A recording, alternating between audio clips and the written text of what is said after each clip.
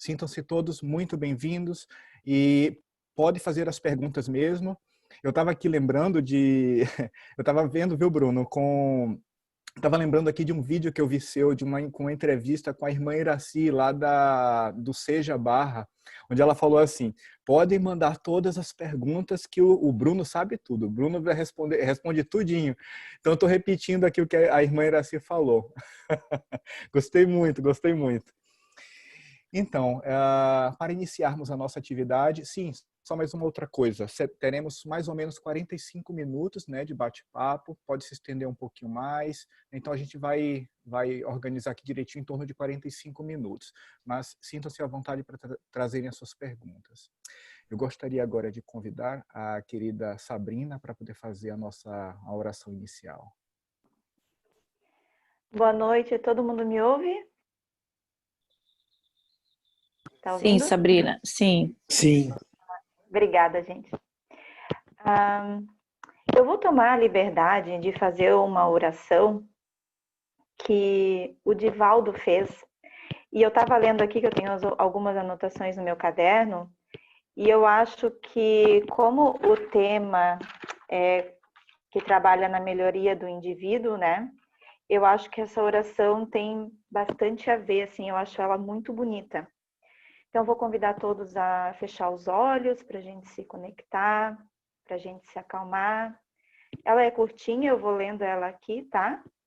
E a gente vai aí mentalizando as palavras, né? Que o Divaldo, ele falou essa oração no dia 6 de maio desse ano, quando ele fez o lançamento do livro Vidas Vazias. E é muito linda. Eu vou começar. Possui recursos inimagináveis que estão em germe em tua alma, aguardando os teus estímulos. Por enquanto, sintonizas com as províncias de sombra por onde transitastes, e já deverias ter te libertado da sua presença. Vez que outra, descobres toda a força que jaz em ti, aguardando. Jesus utilizou-se dos seus recursos para demonstrar a finalidade a que se destinavam. Acalmou os ventos e devolveu ao mar a sua tranquilidade. Liberou obsidiados e restituiu o equilíbrio aos obsessores. Sarou enfermidades e recuperou doentes da alma. Multiplicou pães e peixes e alimentou espíritos esfaimados da verdade. Iluminou a terra e jamais se eclipsou. Possuis o Cristo interno, poderoso, que é teu, mas o mantém manietado, sem ensejar-lhe ação. Deixa-o espraiar-se através de ti. Ele é harmonia, e tu estás desequilibrado. É amor, e tu és carência. É claridade, e tu és sombra. É vida, e tu te debastes nos grilhões da morte. Com ele, agindo por ti, terás decisão para te negares aos pensamentos doentios que se transformam em tormentos e ações nefastas. És, antes de tudo, o teu mundo interior, e porque aí ele habita, todo te renova e te dá margem a que estuem as tuas potencialidades para a realização do programa de paz e vida a que estás vinculado. Joana de Ângeles. Graças a Deus. Eu acho essa oração muito bonita. E com ela eu gostaria de abrir hoje o nosso bate-papo com o Bruno. Achei ela propícia. E dessa forma eu devolvo para ti, Helder. Certo, obrigado, Sabrina. Linda reflexão, linda reflexão. E você trouxe uma parte aí do Vidas Vazias, né? No caso, o Divaldo, ele fez esse comentário lá durante o lançamento. E eu tenho aqui uma pergunta, né, que foi tirada, inclusive, de um trechinho do livro Vidas Vazias. Lá na frente a gente vai ver. Então, vamos lá. Bruno, eu gostaria de começar, né, fazendo uma pergunta aqui. Qual é o papel da religião na evolução da humanidade? Muito bem. Boa noite a todos que se encontram na Austrália, esse fuso horário já de longas horas na frente da gente aqui no Brasil. É Nós fizemos um 7h38, é. 7, isso, perfeito, aqui são 8h38 da manhã. Então, iniciando um dia, esse dia a gente possa conseguir lograr êxito nessa nossa confraternização aqui, esse nosso bate-papo fraterno, pegando o Espiritismo como nosso norte, como nossa base, para que a gente possa responder as perguntas que porventura possam aparecer. Então, a primeira, o papel da religião na humanidade. Isso, na evolução, no caso. Na evolução. A religião, como nós sabemos, ela é uma palavra que, do latim, nós conseguimos traduzi-la por religare, ou seja, fazer com que a criatura se religue a Deus. O interessante é que tem aí o re, é como se a criatura precisasse novamente ligar-se a Deus. Então, houve algum momento em que essa ligação foi interrompida. E, a todos os tempos, surgem, então, as religiões de vária ordem para tentar trazer essa ligação com o Criador. Nós estamos falando das verdadeiras religiões que procuram fazer esse trabalho, conforme foi lido antes pela Sabrina, na proposta da Joana de Ângeles. Essa religação para a evolução, só há uma maneira, nós buscarmos em nós o Cristo interno, ou o Deus imanente, que reside em cada criatura. A partir do momento em que o indivíduo vai fazendo isso, ele vai conquistando na evolução a sua felicidade. Porque dentro do antropos, ou seja, o indivíduo olhando para dentro de si mesmo, encontra-se a grande chave para a sua libertação moral e, por consequência, espiritual. Não podemos confundir as religiões, aquelas pelas quais os homens constituíram-nas, com o objetivo de mantê-las arraigadas aos seus interesses subalternos. Então, seriam as instituições. No mundo ocidental, nós temos os próprios ensinamentos de Jesus, e Jesus não fundou religião nenhuma, e a sua boa nova e os seus ensinamentos, eles foram agregados aos interesses humanos. E nós vamos ver lá no Edito de Milão, de 313, o imperador Constantino trazer o cristianismo para dentro do Estado, ou seja, da política, envolvendo, então, a partir daí, esses dois movimentos, Estado, ou governo, e religião. Obviamente que toda a pulcritude dos ensinamentos de Jesus começaram a ser deturpadas por causa do próprio homem, que fizera, então, das religiões algo para atender aos seus interesses, às suas vontades, aos seus egoísmos. E nós vamos ver aí um período que vai se juntar e ficar praticamente quase 1000 anos na humanidade, como a Igreja assim via a religião com seus verdadeiros representantes. É a Idade das Trevas, que nós sabemos, a Idade Média, onde houve esse equívoco do sentido verdadeiro de religião, conforme havia no primeiro e no segundo séculos, onde o Evangelho de Jesus era levado de forma pura, sem nenhuma intervenção estatal, e aqueles que deram o verdadeiro testemunho dela. Antes do Cristo, nós temos várias, podemos dizer, filosofias ou religiões no sentido verdadeiramente de ligar-se a Deus. Nós vamos encontrar o budismo, na verdade, os ensinamentos de Buda, que depois virou ismo, então virou estudo dos ensinamentos de Buda. E hoje nós vamos vendo aí templos de várias ordens, dando na ritualística, na liturgia, mais valor do que os verdadeiros ensinamentos trazidos por ele. Então, são exemplos vários que nós teríamos, mas que a humanidade ainda precisa dessa bengala psicológica, se a gente puder dizer assim, de uma religião externa para que ela possa ali amenizar o seu processo de culpa. Mas quando o indivíduo entende que a religião ela deve ser encontrada dentro de si mesmo, então ele encontra o caminho para a sua libertação. Há uma frase muito interessante de um grande filósofo espiritualista chamado Berto Roden, quando ele fala da seguinte maneira, fazendo a pergunta na frase dele: sabe por que no mundo existem muitas religiões institucionais, muitas seitas?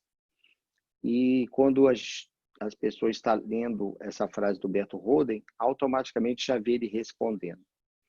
É porque as pessoas da humanidade não conseguem se conduzir. Elas precisam ser conduzidas. Então, as religiões no planeta Terra, elas existem porque os indivíduos não se conduzem sozinhos, onde deveria ser o ideal. Aí precisam ser conduzidas e sempre transfere para o exterior, para algo que acredita-se sua consciência ficar tranquila. Mas, em verdade, não fica, porque não há o trabalho do Cristo interno, de encontro com Ele, com o Deus interno, Deus imanente, impossível essa libertação.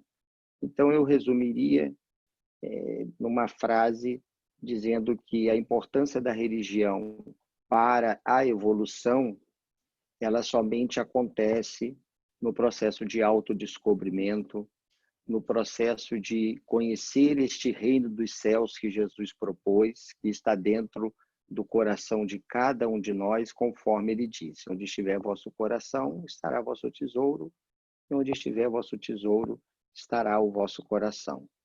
Trazendo o Espiritismo para essa pergunta, questionaram Allan Kardec se a doutrina dos Espíritos seria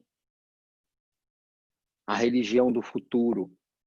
E Kardec, de forma sábia, disse que não, o Espiritismo não será a religião do futuro. O Espiritismo será o futuro das religiões, porque atende a contento a questão dos pensamentos e das emoções. Consegue fazer com que o indivíduo raciocine e saiba controlar os seus desequilíbrios psíquicos.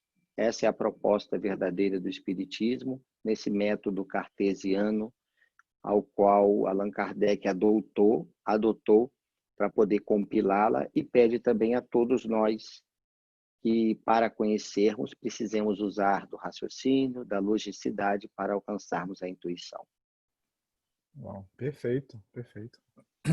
Alguém tem alguma pergunta? Deixa eu ver se alguém colocou alguma pergunta aqui. Não, tá tranquilo. Até agora nada. Podem mandar as perguntas.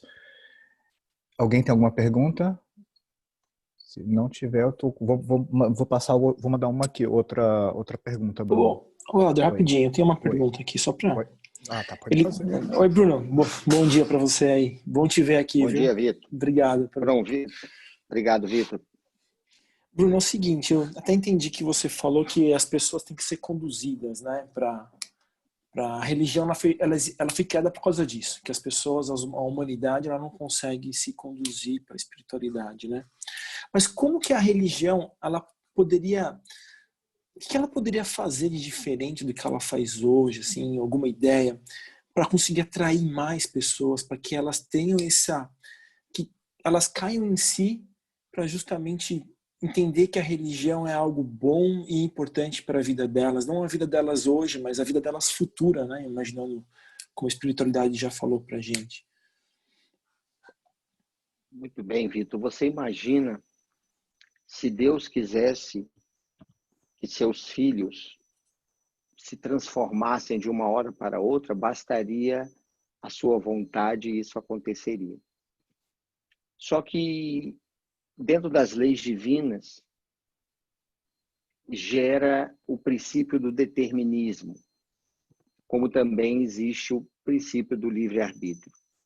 Essa sua pergunta ela é profunda, porque nós teríamos que remontar até mesmo a criação. Porque se hoje nós vemos as pessoas esquecidas de Deus, esquecidas dos valores morais que jazem dentro de si, nós ficamos pensando até onde isso vai diante das atitudes nefastas, equivocadas de muita gente no planeta Terra. É como se nós desejássemos, me percebi na sua pergunta, algo que pudesse colaborar para que as pessoas pudessem ter essa visão da religião no seu sentido verdadeiro e, a partir daí, buscar o seu progresso moral e intelectual. A verdade é filha do tempo e não da autoridade, disse muito bem Blaise Pascal, o grande filósofo francês. E isso nos serve de alento, porque quando nós desejamos que os outros entendam aquilo que nós entendemos, isso é nobre. O que não pode acontecer é quando nós desejamos violentar a consciência alheia para que ela entenda o que eu já estou entendendo. Esse é um grande trabalho que nós temos que fazer, porque tudo o irmão tempo se fará presente dentro das leis que regem os nossos universos. E uma das leis que devem ser respeitadas é o livre-arbítrio de cada qual, a consciência ainda, a zona de compreensão de cada qual, de cada criatura, e saber que somente a pluralidade das existências vão fazendo com que esses indivíduos possam melhorarem-se, possam acordar para a realidade espiritual. O que nós não podemos fazer, Vitor, é fazermos com as pessoas o proselitismo de arrastamento. Ou seja, vamos dar o exemplo de nós, os espíritas, de nós sairmos para a rua panfletando, ou alguns de nós pararmos em praças públicas e ali começarmos a falar em tom alto, pregar o que a doutrina espírita propõe, porque nós nos assemelharíamos àqueles que Jesus, no passado, advertiu e censurou, não pedindo para ficar em praças públicas fazendo o proselitismo de arrastamento. Isso porque a doutrina espírita ela é uma doutrina de todos. E não tem uma pessoa que não possa possuí-la.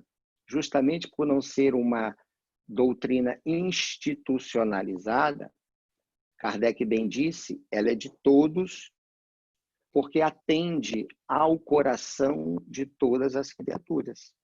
Então, naturalmente, as pessoas, pela dor, buscarão a religião, ou seja, esse religar, essa religação com o Criador. Não há outra maneira, não há outro diálogo da lei divina para com a criatura humana, senão através dessa grande amiga e abençoada dor que todos nós, mais cedo ou mais tarde, passamos durante a nossa vilegiatura da carne e que nos serve de bênção para o nosso amadurecimento moral e espiritual. No início do capítulo 5º de O Evangelho segundo o Espiritismo, Allan Kardec traz uma frase que passa desapercebida para muitos. Ele diz assim: poucos ainda desconhecem a necessidade de sofrer para ser feliz. Não é uma apologia ao sofrimento, à dor, mas é um imperativo categórico. Todos nós passaremos pelo processo de dor, de sofrimento, pelo nosso próprio estado de imperfeição, porque malbaratamos os ensinamentos de Jesus, pelo menos nos 2000 anos atrás, até os dias de hoje, falando no Ocidente. Se tivermos reencarnações no Oriente, nós também deixamos de usar e viver os ensinamentos espiritualistas, que também se resumem em fazer ao outro que gostaria que o outro fizesse a nós. Não é uma frase essa eminentemente cristã, mas existem várias doutrinas, várias religiões antes do advento de Jesus que já nos preconiza isso. Então, nós não temos como ir buscar as pessoas para as religiões, para nós, para que elas possam mudar, para que elas possam se encontrar. Essas pessoas, quando chegam na nossa vida, são trazidas pelos benfeitores e nós temos que erguer as mãos, acolhê-las, sim. E o maior divulgador de qualquer religião voltada ao bem que exista, ele só pode assim fazer pelo seu exemplo.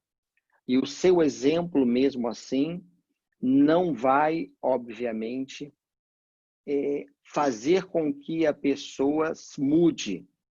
O exemplo arrasta, chama a atenção, mas o primeiro passo é dado pela própria pessoa, porque o educador, verdadeiramente, ele não muda o educando, ele mostra o caminho. O educando é que dá o passo, dá o segundo, o terceiro. Se ele for à margem, puxa-se ele, olha, é por aqui, mas é ele que tem que dar o passo, cada passo, cada mudança de hábitos e de comportamentos que, em verdade, são individuais. Não sei se eu consegui ajudar, Vitor. Nossa, ajudou muito, Bruno. Obrigado. É que é interessante essa parte, porque assim, a gente às vezes vê uma casa, por exemplo, a nossa, que é uma casa de início, né? Início assim, tem alguns anos, mas você percebe que pelo público brasileiro ser restrito na cidade, existe um público bem pequeno. E na realidade a gente não tem que se importar de ter uma casa cheia para fazer uma palestra, para fazer uma exposição. Na realidade, a espiritualidade, de acordo com as necessidades, vão acabar trazendo essas pessoas, e aí a gente vai conseguindo mostrar um caminho diferente, etc. Achei bacana, Bruno. Obrigado, viu? Que isso, meu irmão. Não agradeça, eu que agradeço. Temos uma irmã, acho que está presente aqui, o Helder falou, não sei se a Vânia está presente, ela é uma irmã da Áustria, ela mora na divisa da Áustria com a Suíça. E também lá o número de pessoas, como em toda a Europa, é pequeno nas casas espíritas. E existe, e essa pergunta já surgiu, inclusive, no encontro que a gente fez com a Áustria, essa questão de nós querermos sempre trazer as pessoas para dentro do centro espírita. E, na verdade, o centro espírita ele é um templo de oração, de estudo, aonde as pessoas buscam a casa espírita. Não nós saímos dela para atrair as pessoas. E como nós devemos ter a convicção de que o centro espírita está sempre coordenado pelos benfeitores espirituais, essa é uma certeza que nós devemos ter interna e fazermos jus para que isso aconteça, naturalmente, todas as pessoas que baterem a porta da casa espírita é porque ali foram trazidas. E se nós temos essa convicção, ficamos tranquilos, porque nós vamos acolhê-la a contento para que ela possa, da melhor maneira possível, usufruir dos trabalhos da casa e sair melhor do que quando entrou. O que nós não podemos fazer é sairmos em busca em propaganda, porque o espiritismo ele precisa de divulgação. E as pessoas confundem divulgação com propaganda. Quando leva-se a propaganda, há um equívoco, porque deturpa-se, é um desserviço ao espiritismo. Agora, divulgar a doutrina espírita é diferente. Você tem A divulgação que é feita dentro da própria casa, através das palestras, a divulgação que é feita através dos estudos, a divulgação que é feita através dos livros e, principalmente, a nossa vivência fora da casa espírita, que é isso que, em verdade, é a base para que todos possam entender que o Espiritismo é uma doutrina de vivência, de exposição, e não uma doutrina de imposição. Boa. Obrigado, Bruno. Perfeito, Bruno. Muito bom. Alguém tem algum questionamento? Se ninguém tiver, eu tenho. Olá, olha a Vânia. Tudo bem, Então, pode Vaninha? falar. Boa noite, Boa aí noite, na Vânia. Austrália. Seja Boa bem-vinda. Oi, Vânia. Bom dia no Brasil e boa tarde na Áustria. Boa tarde. São Então, 2 horas da tarde aqui na Áustria. Muito bom, Bruno. Você lembrou, inclusive eu estava aqui, né, organizando uma pergunta e tem muito a ver com o que o Bruno destacou a partir da pergunta do Vitor. A questão da religião na Europa é bem assim, delicado ainda, né? Até o termo religião, quando a gente utiliza, nós encontramos alguns desafios e eu tenho refletido muito. Então, a minha reflexão para o Bruno é nesse sentido, né? Do uso da palavra, né? Religião, e fazer uma ponte com aquela proposta, aquela diretriz de trabalho do Paulo de Tarso, né, que tem ali no livro Paulo Estevam, né, que a Abigail dá. Então, como que você poderia, Bruno, arrumar isso que eu estou falando dentro da proposta do tema, né? No sentido de que o espiritismo e as religiões, né, podem nos auxiliar a fazermos essa experiência onde estamos cada um, porque cada um onde está, com certeza, está registrando uma forma peculiar ou particular de vivenciar tudo isso. Então, era isso que eu gostaria de sugerir. Muito bem, Vaninha. O Espiritismo, ele é uma doutrina que nos convida ao progresso de forma individual. Nós não conseguimos, nós temos ainda, infelizmente, a mania de que quando nós queremos quando nós percebemos que essa doutrina ela é pessoal, ela é individual, porque o progresso é individual, nós queremos muitas das vezes que as pessoas também entendam isso. Vamos pegar um exemplo de Gandhi, aonde ele traz ali, juntamente com Kasturba e a sua esposa, à época, ele trazia o interesse de poderem construir casas populares. E isso aconteceu. As casas foram construídas e seus compatriotas indianos, eles se reuniam todos juntos e um ia ajudando ao outro na construção dessas casas. Então, o que aconteceu? Teve um certo momento que a sua esposa Kasturba, disse que não queria, aliás, ela não disse, ela ficou em casa teando. E Gandhi saía, voltava e via que as esposas dos seus compatriotas trabalhavam também ajudando na construção das outras casas. Ele ficou tão impressionado porque todos consideravam ele um ícone, e realmente fora. Era um líder natural na Índia. E por que as esposas dos seus amigos conseguiam e faziam essas atividades e ele, não tendo a sua esposa, a primeira dama, se pudermos dizer assim, ela não fazia o que deveria se fazer. Chegou um momento que ele ficou tão indignado que ele entrou dentro de casa e ela estava teando. Ela levantou quando ele chegou, por respeito, assim fazem os indianos, e a sua esposa levantou para recebê-lo, e ele então prensa ela na parede e balança ela na parede, perguntando: por que, mulher, você não ajuda na construção das casas populares? As outras esposas estão ajudando e me consideram líder, e você não vai ajudar, você não está dando exemplo, sacudindo ela. Quando ele termina de sacudir e fazer a pergunta: por que você não vai ajudar? Ela simplesmente diz assim: é porque eu não quero.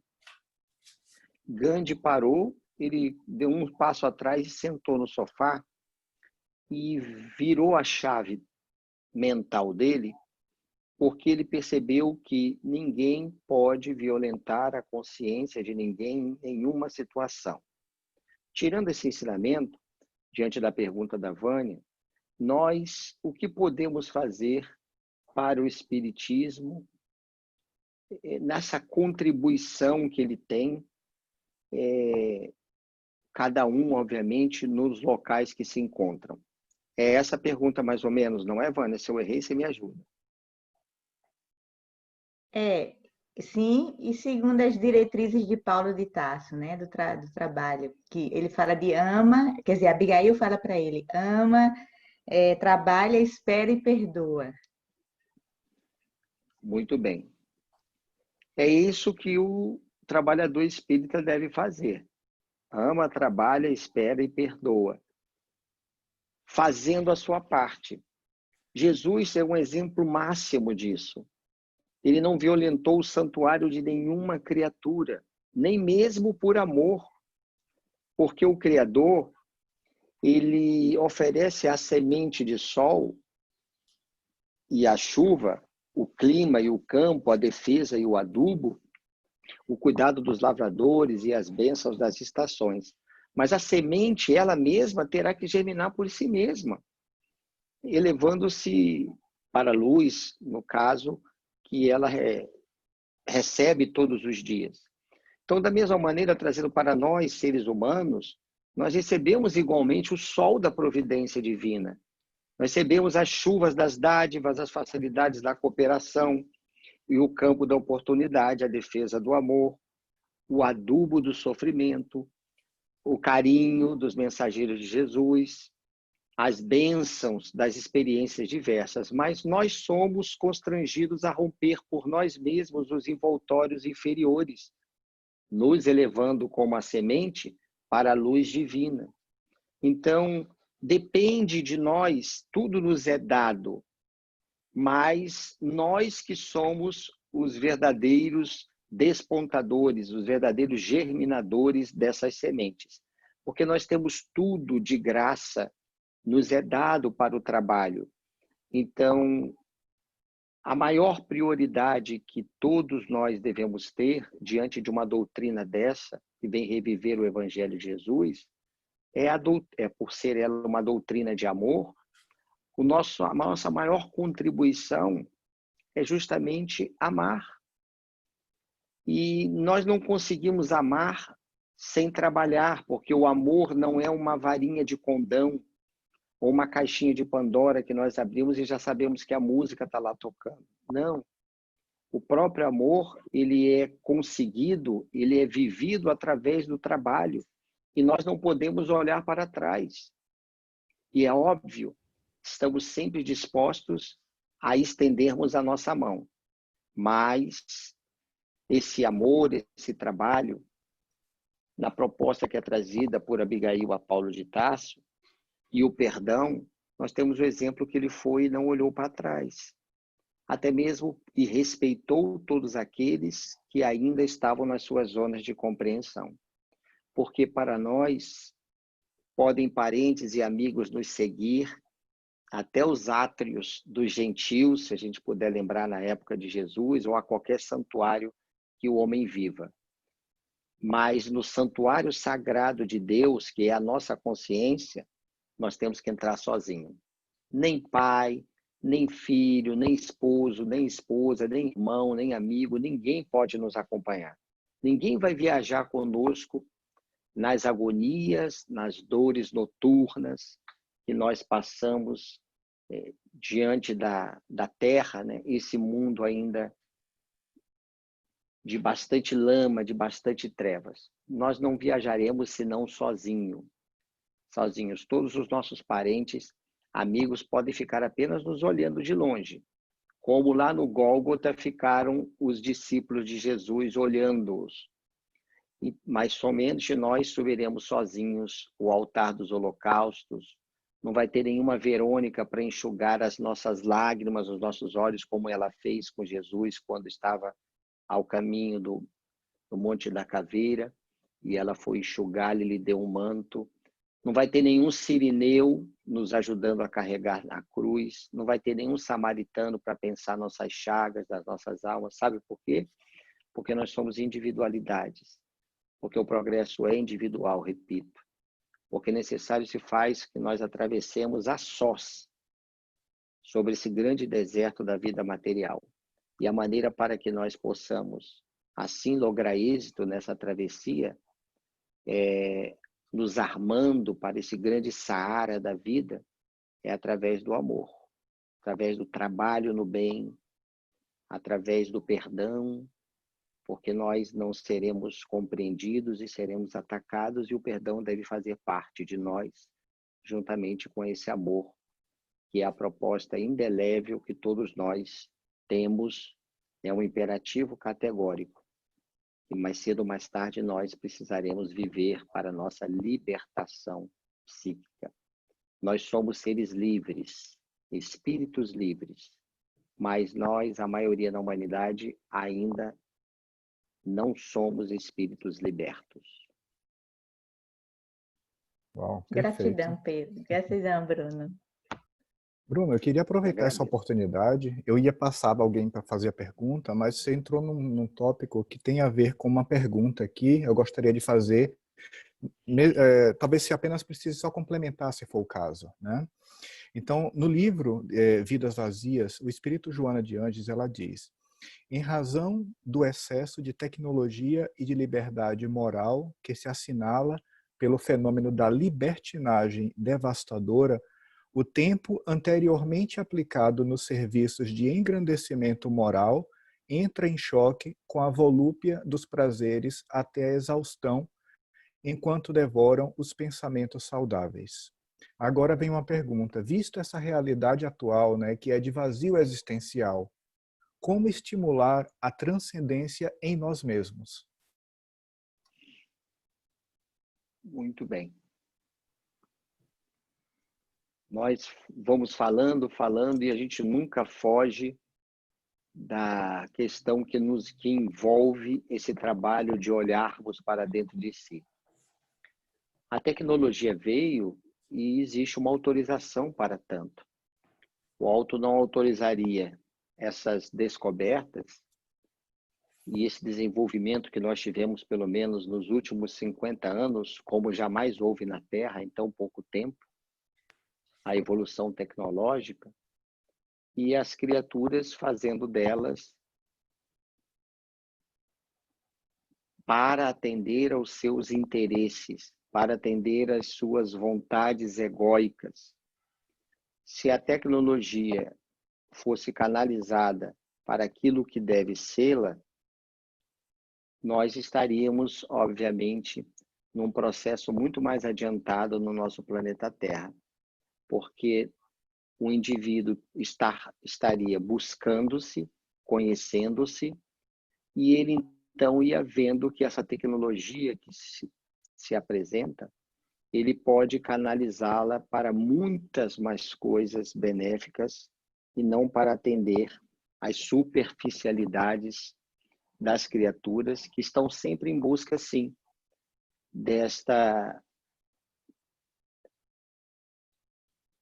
desse preenchimento do ego, porque nós nos encontramos numa fase, como nunca, de vazio existencial. A proposta da Joana nos Vidas Vazias é muito interessante, porque nós não sabemos aproveitar o nosso tempo. A gente faz dele a nossa grande tortura e não o nosso grande irmão. Nós estamos sempre correndo atrás do tempo. Para que nós nos tornemos transcendentes a todo esse processo, nós temos que serenar o nosso campo mental. Há uma frase de Confúcio, o grande discípulo de Lao Tse, na China antiga. Ele foi latinizado como Confúcio, embora o seu nome tenha sido Kung Fu Tse. Ele disse aos seus discípulos quando questionado, porque os seus discípulos perguntaram: mestre, o que mais te deixa triste com as atitudes da criatura humana? Ele disse: o que mais me felicita, me entristece no homem, no sentido de criatura humana, é que o homem está sempre correndo atrás do dinheiro e, por consequência, ele perde a sua saúde. E depois, ele gasta todo o dinheiro que adquiriu para recuperá-la. Vive o dia de hoje pensando já no dia de amanhã,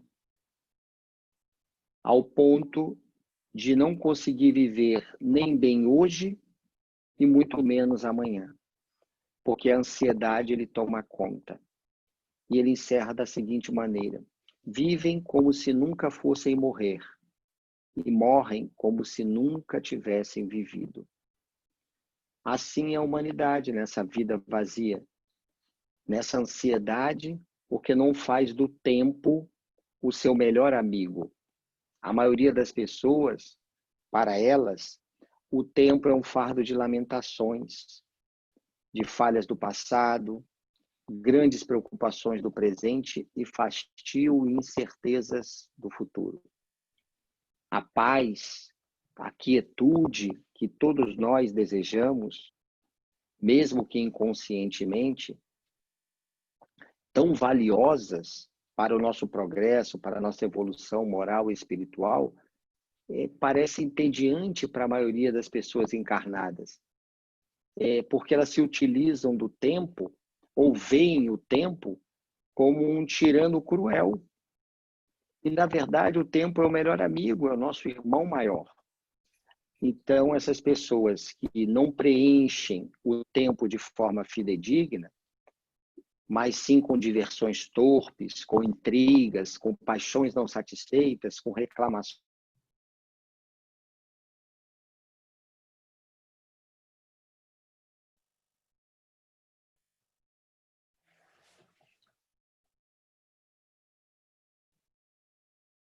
Acho que o Bruno caiu, não?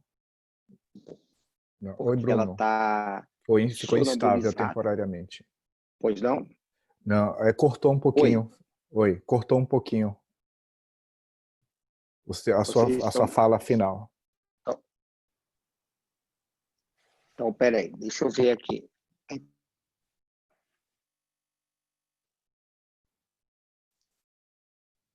Vocês me ouvem? Sim, agora está tudo bem.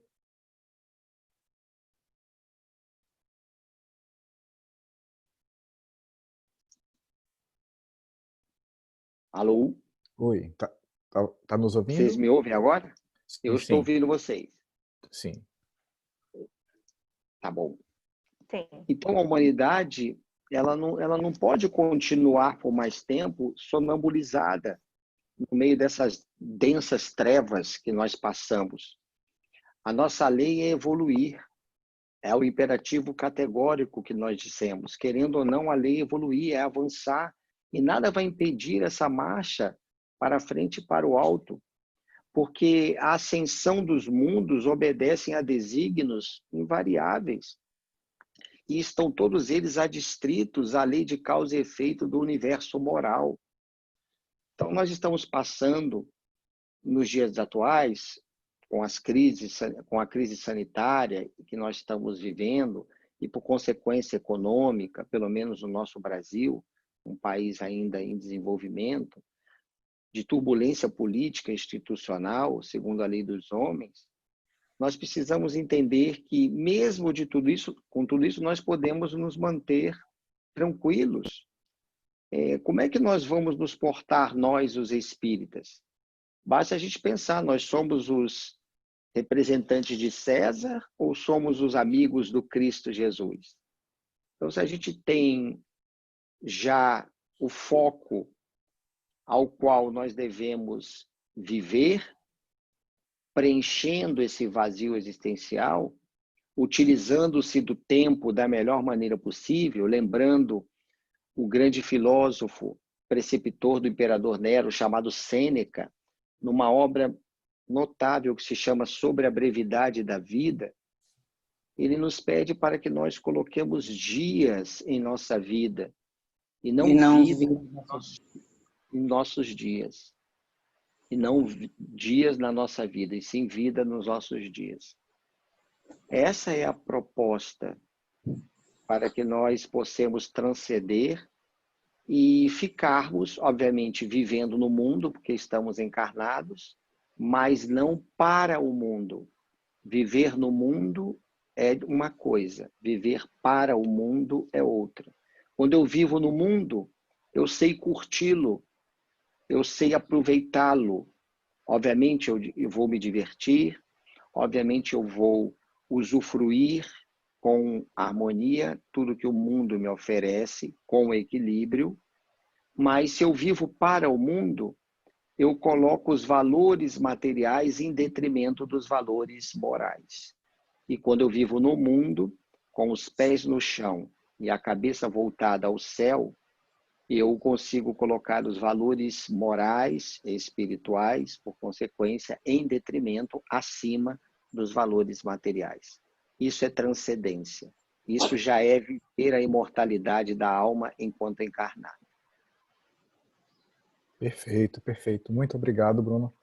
Ó, o tempo voa, 8h20, acho que vamos dar só mais uns 10 minutinhos, né? O papo tá tão bom, tá tão agradável.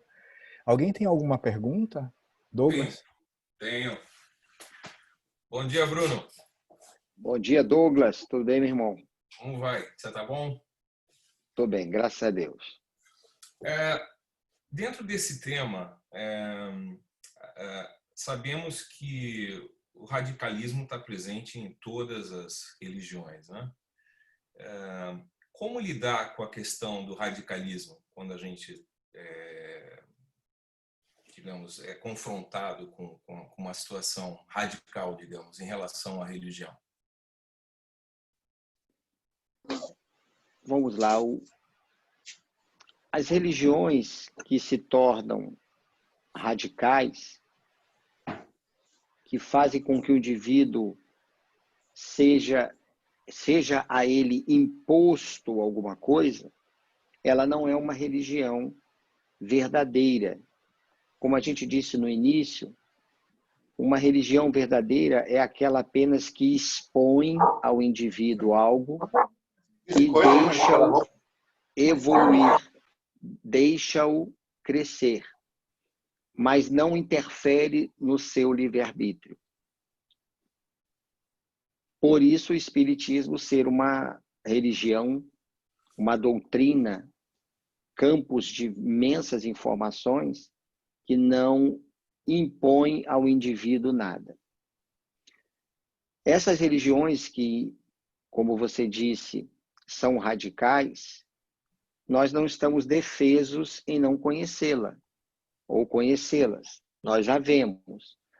Provavelmente, por acharmos ela radical, nós não sentimos afinidade para com elas, porque nós desejamos sempre, à luz da razão, à luz do raciocínio, da logicidade, compreender o porquê das coisas. E não porque alguém diga é assim e ponto final. Ou é um mistério e ponto final. Não, nós temos o direito a todas as respostas, porque elas existem, e basta saber se penso, logo existo, conforme Descartes propôs. Nós também somos pensadores, logo existimos, então preciso raciocinar em cima daquilo que tudo me é dito. Tentando ser mais objetivo, todas as religiões radicais, ao longo do tempo, elas vão sumindo, elas não vão ganhando sustentação.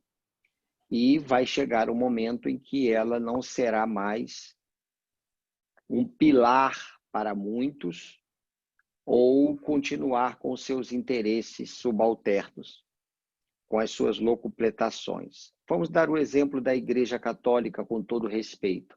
Ela só existe porque o pecado existe. Enquanto houver pecado, existe a Igreja. Quando o pecado acabar, a Igreja se vai. Por quê? Porque dentro dela existem aqueles que se denominam e foram colocados dentro dessas liturgias como representantes de Deus. E eles são aqueles que, através de Deus, por serem os intermediários, é que podem eliminar ou tirar o pecado das pessoas. E para isso, obviamente, realizam essa liturgia procurando, de alguma maneira, os interesses subalternos que nós estamos dizendo. Um padre precisa receber, ele trabalha, ele é um trabalhador de Deus e é um representante de Deus. E dentro desses representantes existem várias escalas, conforme nós sabemos, até chegar ao papado. Mas, obviamente, o pecado precisa existir. Porque se o indivíduo souber que ele mesmo é dono do seu próprio destino, que ele mesmo é o capitão da sua própria alma, que ele mesmo é o arquiteto da sua própria felicidade, o pecado acaba. Aí acaba toda a hierarquia que nós conhecemos, a igreja desmorona de uma vez só. Só que é preferível manter o pecador lá e aquele que vai livrá-lo do pecado aqui, com as suas devidas hierarquias cléricas que nós conhecemos dentro da Igreja Católica.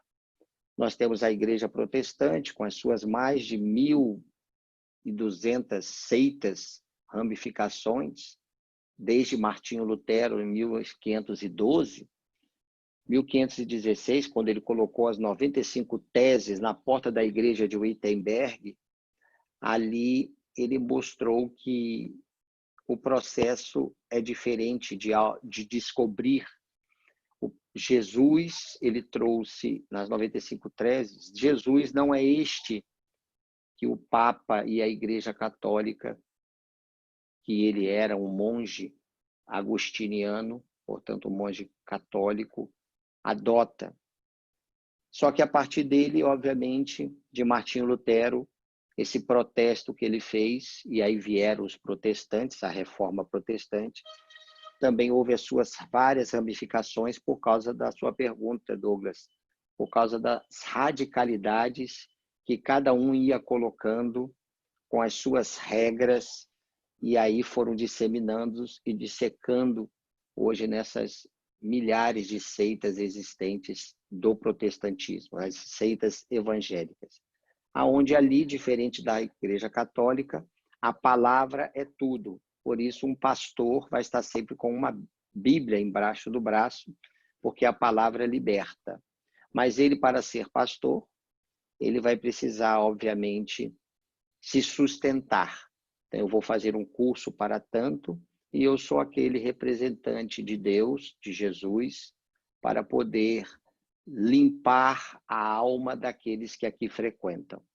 E, obviamente, lembrando-se os judeus do Templo de Jerusalém, também terão que pagar o dízimo para poderem participar dessas seitas evangélicas pelas quais os pastores são os verdadeiros pregadores e apóstolos de Jesus. Mas, se for proposta a cada um dos protestantes, dos evangélicos, que basta ele, por conta própria, querer mudar e domar as suas más inclinações e ele conseguir, acaba-se também todas as seitas evangélicas. E assim por diante. Nós estamos falando apenas das duas vigentes no Ocidente, as duas igrejas fortes no Ocidente, principalmente na América dos Estados Unidos da América do Norte, como também aqui no Brasil, na América do Sul, de modo geral. Então, o que fazer com esse radicalismo? Nada. entender que essas pessoas precisam ser conduzidas. Nós temos que fazer a nossa parte e não olhar para trás, não preocupar-se com o que os outros estão fazendo. Porque nessa limpeza que o mundo está passando de transição planetária, 1/3 da humanidade será relegada para outros mundos. Imagine 8 bilhões de pessoas, multiplique isso de desencarnados por 4, 4 vezes 8, 32 bilhões de pessoas. Desses 32 bilhões, 1/3 de tudo isso não reencarnará mais no planeta Terra. O que sobrar do 1/3 é isto que vai ser feito, o joio do trigo, que Jesus propôs. Separar o bode do bezerro do que sobrou de 1/3 da humanidade relegada. Então, para nós é fazer o papel nosso e entender, conforme nós dissemos no início do nosso encontro, que existem essas seitas radicais, essas religiões radicais, porque a criatura ainda não consegue se conduzir e precisa ser conduzida. Respeitemo-las, mas nós fazemos a nossa parte. Muito obrigado, Bruno. Eu que agradeço, Douglas, que é isso. Como sempre, muito esclarecedor. Bondade sua, meu irmão. Um assunto instigante, importante, atual. Quanto mais a gente conversa, mais perguntas a gente tem. Eu confesso que eu tinha aqui umas 4 e não deu tempo. A gente teria que programar outras para a gente, né, ir debatendo o assunto. É muito importante, é bem esclarecedor.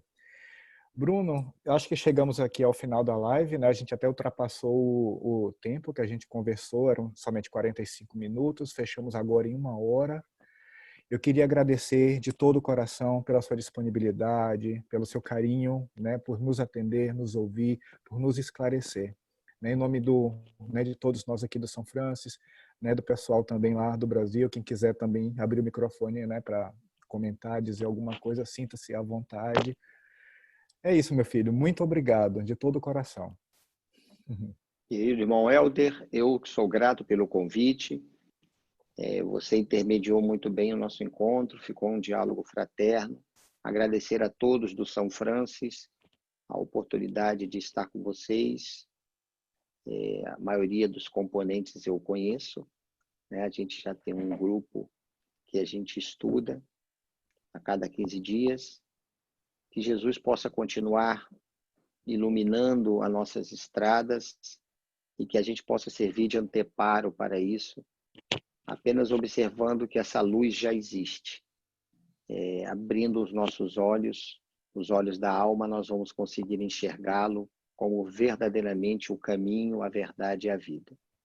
Então, desejo de antemão uma boa noite a todos, para vocês, um beijo no coração, do fundo da minha alma, e obrigado pela paciência. Que é isso, muito obrigado. Deixa eu só fazer aqui umas apresentações. A Eliana é uma amiga nossa, né, que está aqui na live. A Clarice, ela é trabalhadora da casa, você não conhece ainda. E essa Helenilda é a minha mãezinha. O restante você conhece. Oh, que legal, que legal. Prazer conhecê-las. Estou vendo aqui na... Bruno, eu poderia pedir para você fazer a nossa prece final? Vamos lá, então. Vamos. Só uma Obrigado. pergunta, Helder. Helenilda, sua mãe, mora aqui no Brasil. Ela mora em Salvador. Que, por sinal, você A estava aí baiana. esses dias, né? Tá. Na redezinha Cheguei boa. ontem. Chegou Cheguei ontem, né? anteontem. Tô vendo que você está moreninho. Verdade. Vim para o Rio Grande Tá de do Sul e aqui casaco? tô de casaco. E tava na Bahia, a gente tem uma casa, andava o dia todo sem camisa.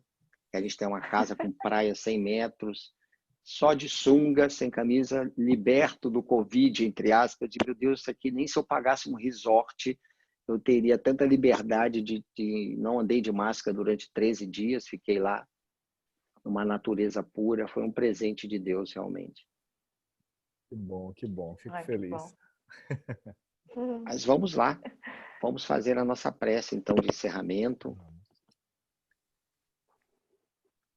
Agradecendo a oportunidade desse encontro tão fraterno, E o que poderia ser melhor do que a fraternidade? Ela nos une, ela nos enche de alegria, nos faz vibrar consonante com o Criador, porque vamos enxergando nesses pequeninos instantes todos como irmãos, verdadeiros irmãos em Cristo. E é a Ti, Jesus, o Cristo, que agradecemos por fazer parte de nossa vida, por ser a luz das nossas existências, por ser a bússola que nos orienta em qual direção devamos seguir, por ser o embaixador celeste que nos propôs o passaporte para ultrapassarmos as fronteiras da ignorância. Tu és a luz do mundo, que possamos nós, nas trevas, conseguir alcançá-lo, a fim de que, como ovelhas desgarradas do aprisco, unirmos-nos a Ti, o verdadeiro e bom pastor, Tu que és o pergoreiro de todas as almas. Agradecimentos a essa doutrina espírita, através dos orientadores da Casa Espírita São Francis, que coordenam as atividades lá presentes, a todos aqueles que nos envolvem na dimensão extrafísica. Possamos amanhã sermos melhores do que hoje, porque hoje já estamos procurando sermos melhores do que ontem. Que assim seja. Que assim seja. Bruno, muito obrigado. Muito obrigado, viu? Que a paz esteja contigo, sua família, viu? Muito obrigado de coração.